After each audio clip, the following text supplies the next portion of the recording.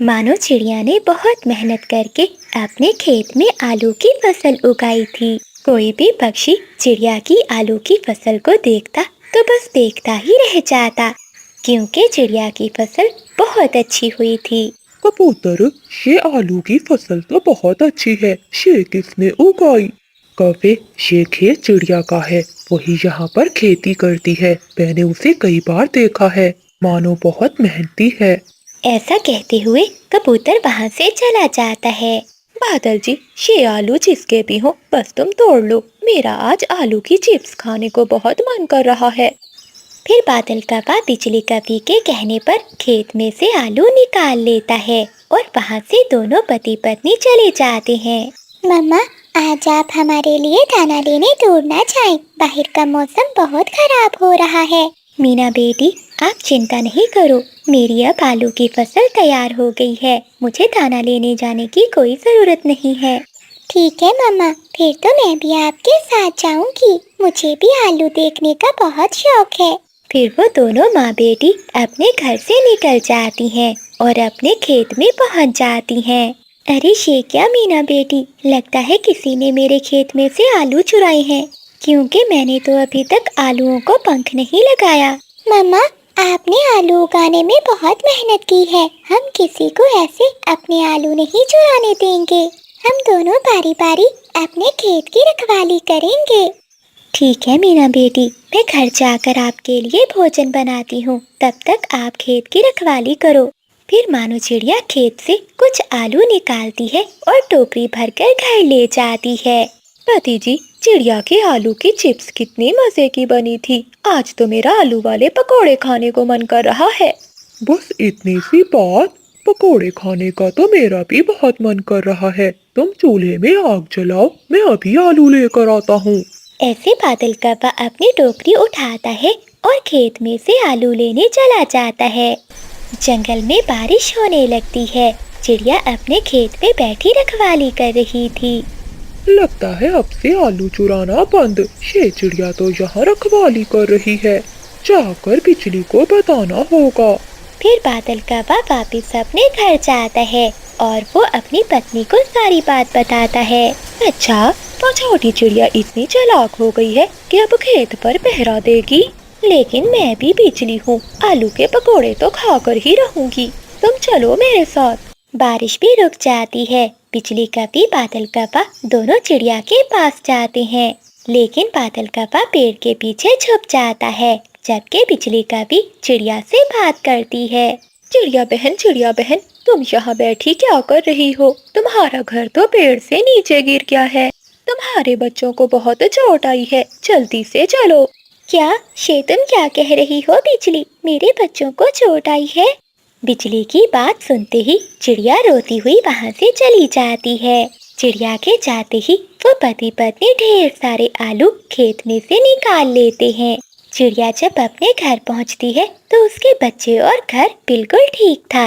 अरे बच्चों, तुम दोनों तो ठीक हो, लेकिन उस कवि ने मुझसे झूठ क्यों बोला? मम्मा, कहीं वो कौवे ही तो चोर नहीं है, वरना आपसे झूठ बोलकर उनका क्या फायदा।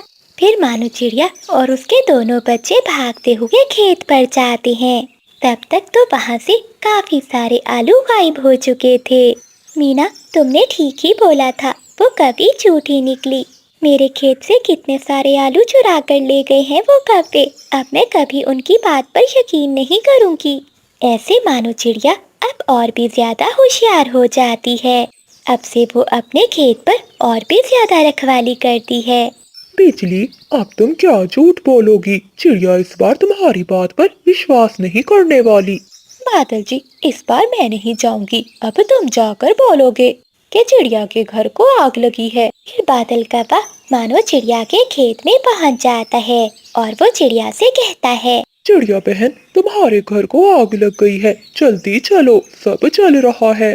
धन्यवाद कौवे भैया आपका, जो आप मुझे बताने के लिए यहाँ आए। अब आप यहाँ से जा सकते हो, मुझे बहुत काम करने हैं। मैं अपने खेत का सारा काम खत्म करके ही जाऊंगी। चिड़िया की ये बातें सुनकर बादल कौवा चुपचाप वहाँ से चला जाता है। पेड़ के पीछे छुपी बिजली कवि सब सुन रही थी। ये छोटी चिड़िया कुछ ज्यादा ही चालाक बन रही है। आज तो इसे सबक सिखाना ही पड़ेगा। ऐसे गुस्से में वो दोनों पति पत्नी चिड़िया के घर पहुंच जाते हैं और एक जलती हुई मशाल से चिड़िया के घर को आग लगा देते हैं। चीकू तोता जल्दी से दोनों बच्चों को बाहर निकाल कर लाता है। आग आग, मानो चिड़िया के घर को आग लग गई है। तोते भैया, वो चिड़िया कहाँ है? जल्दी से उसे बुलाओ। देखो तो उसका घर जल गया। हाँ कवि बहन, मैं अभी चिड़िया को जाकर बताता हूँ, वो इस समय अपने खेत में ही होगी। हाँ तोते, मैं गया था चिड़िया के पास। उसे अपने घर से ज्यादा अपना खेत प्यारा है। मैंने उसे बताया था आग का, लेकिन उसने मेरी बात पर यकीन नहीं किया। अब तुम ही जाकर बता दो उसे। चीकू तोता उड़ता हुआ खेत में पहुंच जाता है। मानो बहन, तुम यहाँ बैठी हो और वहाँ तुम्हारा घर पूरा जल गया है। लगता है ये तोता भी उन कपों के साथ मिला हुआ है। ये भी अब वही बोल रहा है जो कपे ने कहा था, पर मैं आज इनकी चाल में नहीं आने वाली। चिड़िया बहन, क्या सोच रही हो? सब जलकर राख हो रहा है। तुम्हारे बच्चों के पंख भी जल गए हैं। जल्दी करो, मैंने बहुत मुश्किल से उन्हें घर से निकाला है। तोते भैया, क्या सच में मेरे घर को आग लगी है? कहीं आप झूठ तो नहीं बोल रहे? अरे चिड़िया बहन, मैं क्यों झूठ बोलूंगा। अब चलो जल्दी। मानो चिड़िया को तोते की बात पर यकीन आ जाता है और वो जल्दी से अपने घर की ओर भागती है। चिड़िया का पूरा घर जलकर राख हो चुका था, लेकिन कपे वहाँ नहीं थे। वो तो चिड़िया के जाते ही उसके खेत से आलू निकालने में लगे हुए थे। बादल जी, आलू तो हमने ढेर सारे चुरा लिए, लेकिन अब वो छोटी चिड़िया कहाँ रहेगी? बरसात का मौसम भी है, अब तो वो दर दर के ठोकरें खाएगी। हाँ बिजली, तुम ठीक कह रही हो।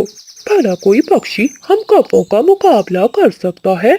वो दोनों कपे बहुत खुश होते हैं। वहीं मानो चिड़िया रो रही थी। मैंने ये घर बहुत मेहनत से बनाया था, ये आग कैसे लग गई? मम्मा, मैंने खिड़की के बाहर कपों को देखा था। तभी थोड़ी देर बाद हमारे घर को आग लग गई। मुझे तो उन कपों पर ही शक है। बेटी, अब तो ऊपर वाला ही न्याय करेगा।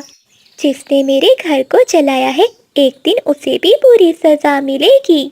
फिर मानो चिड़िया और उसके बच्चे अपने खेत में चले जाते हैं। मीना और बबलू, अब हम सब मिलकर अपने लिए यही खेत में ही घर बनाएंगे, क्योंकि बरसात का मौसम है, कभी भी बारिश हो सकती है। हम ऐसे यहाँ नहीं बैठ सकते। फिर मानो चिड़िया जंगल से सूखी लकड़ियाँ लाती है और बच्चे सूखे तिनके। वो सब मिलकर अपने लिए एक रहने के लायक घर बना लेते हैं। अगली सुबह होते ही जंगल में बारिश भी शुरू हो जाती है। बच्चों, समय रहते हमने अपना घर बना लिया, अब हमें कोई चिंता नहीं। हाँ मम्मा, हम अपने खेत में रहकर अपने खेत की भी रखवाली कर सकते हैं। बादल जी, मैंने देखा उस छोटी चिड़िया ने तो अपने खेत में ही घर बना लिया है। तो तुम अब क्या चाहती हो? कुछ नहीं, बस वो यहाँ से चली जाए और ये आलू का खेत हमारा हो जाए। तो ठीक है बिजली, आज रात में उनका ये घर तोड़कर उन्हें यहाँ से भगा दूंगा और फिर ये आलू का खेत हमेशा हमेशा हमारा हो जाएगा। ऐसा कहते हुए वो दोनों पति पत्नी तेज बारिश में अपने घर से निकलते हैं। वो दोनों अभी खेत में पहुँचे ही थे कि आसमान पर तेज बिजली चमकती है और वो बिजली सीधा बादल कपे पर गिरती है। बादल कपा तो वहीं मर जाता है। हाय मेरे बादल जी मर गए। मैं तो विधवा हो गई। ना मैं चिड़िया के घर को तोड़ने के लिए भेजती, ना मेरा बादल मरता। बिजली, तुम्हारे साथ ठीक ही हुआ है। अब रहना बिना अपने बादल के। तुम्हें तो अपने किए की बहुत अच्छी सजा मिली है। ऐसे बिजली का भी रोती रह जाती है और सारी जिंदगी अकेले ही बिताती है। मानो चिड़िया अपनी 4 छोटी बहनों के साथ एक सूखे हुए पेड़ के नीचे सो रही थी, जहाँ धूप की किरण सीधा उन 5 बहनों पर आ रही थी। तभी बादल कपा कचरे से भरा हुआ शापर लेकर वहाँ आता है। अरे चिड़ियों, उठो उठो उठो, यहाँ मैं रोज कचरा फेंकता हूँ, न जाने इनको यहाँ नींद कैसे आ गई। अच्छा, सोती हैं तो सोती रहें, मुझे क्या, मैं तो कचरा फेंक के यहाँ से जा रहा हूँ। ऐसा कहते हुए बादल काका कचरे का शापर फेंककर वहाँ से चला जाता है। कचरे की गंदी बू से वो पांचों बहनें उठ जाती हैं। कितनी गंदी बू आ रही है, जरा देखो तो मेरी पुरानी डॉल भी कितनी गंदी हो गई है। ऐसा कहते हुए मानो चिड़िया की सबसे छोटी बहन रोने लगती है। छोटी चुप कर जाओ, रो मत, मैं तुम्हें नई डॉल ले दूंगी। झूठ झूठ झूठ, तुम बस झूठ बोलती हो। आप हमारे लिए आज तक कोई भी अच्छा सा घर नहीं बना सकी। जरा देखो तो हमें कचरे में सोना पड़ता है। ये सुनकर मानो चिड़िया बहुत उदास हो जाती है। यही तो दुख है छोटी, मगर मैं कोशिश कर रही हूँ। छोटी, ऐसा नहीं कहते, मानो हमारी बड़ी बहन है। मैं और मानो बहन जा रही हैं जंगल में काम ढूंढने। फिर मानो चिड़िया अपनी बहन पूजा को लेकर वहाँ से चली जाती है। जंगल में बहुत गर्मी थी। दीदी जरा रुको, मैं बहुत थक गई हूँ। फिर वो दोनों बहनें एक पेड़ के नीचे रुक जाती हैं। मानो बहन, जंगल में बहुत गर्मी है। ऐसी गर्मी में उड़ उड़ कर मेरे तो पंख भी चल रहे हैं। पूजा, मैं समझ सकती हूँ, लेकिन हमें अपनी बाकी बहनों के लिए उड़ना ही है। फिर मानो चिड़िया अपनी बहन पूजा को लेकर एक जूस की दुकान पर पहुँचती है, जहाँ तोता बैठा आम का जूस बेच रहा था। तोते भैया, हमें काम दे दो। नहीं नहीं, मेरे पास कोई भी काम नहीं है, तुम दोनों यहाँ से जाओ। तोते भैया, हमारे माता पिता नहीं हैं, हम 5 बहनें हैं, हम पर थोड़ी कृपया करो और कोई काम दे दो। एक बार कहा ना कि जाओ यहाँ से। तुम्हारी वजह से मेरे ग्राहक भी परेशान हो रहे हैं। फिर वो दोनों वहाँ से चली जाती है। ए ऊपर वाले, मम्मा पापा के जाने के बाद ये दुनिया कितनी जालिम हो गई है। ऐसा कहते हुए मानो चिड़िया रोने लगती है। मानो बहन, अगर तुम हिम्मत हार जाओगी तो हम चारों को कौन संभालेगा? पूजा, अब तो बस एक ही काम है, चलो हम बाजार में जाकर भीख मांगती हैं। ऐसा कहते हुए वो दोनों बहनें बाजार में एक सड़क के किनारे जाकर बैठ जाती हैं। तभी वहाँ एक बड़ी गाड़ी में अमीर कवि आती है। कवि बहन, हम पे कृपया करो और खाने के लिए कुछ दाना दे दो, मेरी बहनें भूखी हैं। उस बड़ी गाड़ी में बैठी अमीर कवि उन चिड़ियाओं की बात नहीं सुनती। हट जाओ चिड़िया, मेरे रास्ते से हट जाओ। वो कवि अपनी गाड़ी आगे ले जाती है। तभी टक्कर से पूजा नीचे गिर जाती है। दीदी, आपको याद है इस जंगल में हम अपनी माँ के साथ नई जिंदगी की शुरुआत के लिए कितने सपने लेकर आए थे? हाँ पूजा बहन, मैं वो दिन कैसे भूल सकती हूँ, मुझे आज भी याद है। अर्जी, उठ जाओ, उठ क्यों नहीं रहे, उठ जाओ ना। तभी बिजली कवि कहती है, लगता है इस चिड़िया को अपने पति के जाने का बहुत गम लग गया है। अब न जाने ये अकेली चिड़िया कैसे अपनी 5-5 बेटियों को संभालेगी। मानो चिड़िया की माँ के सामने उसके पति की लाश पड़ी हुई थी। वो तो बस रोई ही जा रही थी। अगले दिन सावित्री अपनी 5 बेटियों को लेकर बैठी हुई थी। अब मेरी बच्चियों की जिम्मेदारी मुझ पर है, मैं कैसे पालूंगी अपनी बेटियों को। तभी सावित्री की नजर सामने कुछ घास पर जाती है। हाँ, मुझे चटाइयाँ और पंखे बनाने तो आते ही हैं, क्यों ना मैं इस घास से झाड़ू और पंखे बनाऊं। लेकिन उस जंगल के सभी पक्षी तो बहुत अमीर थे। जंगल का कोई भी पक्षी सावित्री से वो पंखे और चटाइयाँ नहीं खरीदता। काफी दिन ऐसे ही भूखे रहने के बाद सावित्री अपने बच्चों को लेकर दूसरे जंगल चली जाती है। तभी सावित्री की तबीयत खराब होती है और वो ऊंचाई से नीचे गिर जाती है। तभी वो 5 बहनें अपनी माँ के पास जाती है, लेकिन सावित्री तो मर चुकी थी। हाँ दीदी, मुझे भी सब याद है।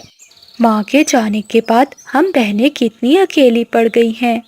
तभी उन बहनों की नज़र सामने कुछ हरी हरी घास पर जाती है। दीदी देखो ना, साथ में सूखी लकड़ियाँ भी हैं। हाँ पूजा, लगता है कोई लकड़हारा पक्षी ये सब काट कर गया है। हाँ दीदी, क्यों ना हम इन लकड़ियों और घास से अपना घर बनाएं। हाँ पूजा, तुम ठीक कहती हो। फिर मानो चिड़िया लकड़ियाँ उठाती है और पूजा घास। उस घास में एक तितली थी जो उनके साथ ही चली जाती है। अरे दीदी, ये आप घास क्यों लाई हैं? छोटी, हम इसे अपना घर बनाएंगे। ये घास बहुत ठंडी होती है। सुनो, मेरी मदद करो।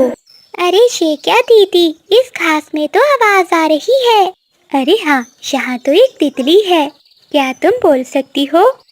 हाँ, मैं एक जादुई तितली हूँ।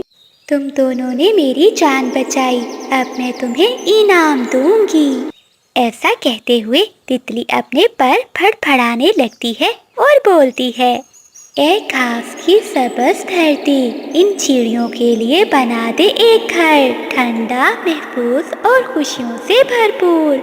अचानक सारी घास चमकने लगती है और लम्हों में ही इनके सामने एक बड़ा जादुई घास का महल बन जाता है। दरवाजे सबज, दीवारें नरम, अंदर ठंडी हवा थी। अरे वाह, ये घर तो बहुत सुंदर है। तभी जादुई तितली कहती है, दोस्तों, जो भी ख्वाहिश करोगे ये घर पूरी करेगा। ऐसा कहते हुए तितली गायब हो जाती है। फिर वो सभी बहनें उस घास के घर में चली जाती हैं। वो पांचों बहनें जो कभी कचरे में सोती थी, अब अपने जादुई घास के घर में हंसी खुशी रहने लगी थी। प्यारे दोस्तों, इस कहानी को लाइक, चैनल को सब्सक्राइब और अपने दोस्तों के साथ शेयर करना मत भूलिएगा। आपका धन्यवाद। सागर वाले जंगल में सभी पक्षी बहुत अमीर थे। वहीं जंगल के एक कोने में चंदू चिड़ा अपने परिवार के साथ रहता था। चंदू चिड़ा एक गरीब कुम्हार था। वो मिट्टी के बर्तन बनाकर बेचा करता था और उसी से अपने परिवार का गुजारा करता था। दिवाली करीब आ रही थी, इसलिए उसने ढेर सारे मिट्टी के दिए बनाए और उन्हें बेचने के लिए जंगल में निकल जाता है। लेकिन चंदू चिड़े को दिए से कोई खास कमाई नहीं होती। एक दिन वो दिए बेचते बेचते थक जाता है। सारा दिन गुजर गया, लेकिन अभी तक एक भी दिया नहीं बिका। अब मैं मानो और बच्चों के सामने क्या मुंह लेकर जाऊंगा। परसों जंगल में दिवाली है और हाल ये है कि मेरे पास दिवाली का सामान खरीदने के पैसे नहीं हैं। यही सोचते सोचते चंदू चिड़ा अपने दिए उठाता है और वापस खाली पंखों घर लौट जाता है। घर के बाहर उसकी पत्नी मानू चिड़िया और दोनों बच्चे अपने पिता के इंतजार में बैठे हुए थे। अपने पति का उतरा हुआ चेहरा देखकर मानू चिड़िया सब समझ जाती है। चलो बच्चों, अंदर चलो, आपके पापा थके हुए हैं। बच्चे भी समझ जाते हैं कि उनके बाबा आज भी खाली पंखों ही आए हैं। बच्चे सुबह से पटाखों की आस लगाए बैठे थे। फिर वो दोनों बहन भाई चुपचाप अंदर चली जाती हैं। भैया, हमारे साथ हमेशा ऐसा ही होता है। लगता है इस बार भी दिवाली हमें खाली पंखों ही मनानी होगी।